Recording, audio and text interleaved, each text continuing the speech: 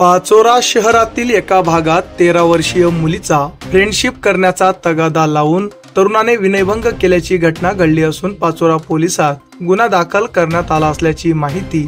आज दिनांक 26 सप्टेंबर रोजी दुपारी 12 वाजता हाती आली आहे।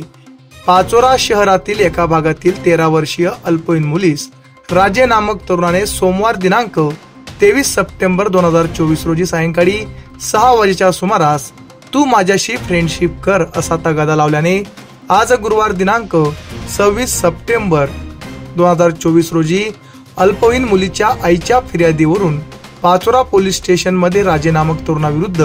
विनयभंगाचा गुन्हा नोंदवण्यात आला असून या घटनेचा पुढील तपास पाचोरा पोलीस स्टेशनचे पोलीस उपनिरीक्षक योगेश गणगे हे करीत आहेत। आमच्या चॅनलला लाईक करा, सबस्क्राइब करा, बेल आयकॉनवर क्लिक करा आणि हो शेअर करायला विसरू नका।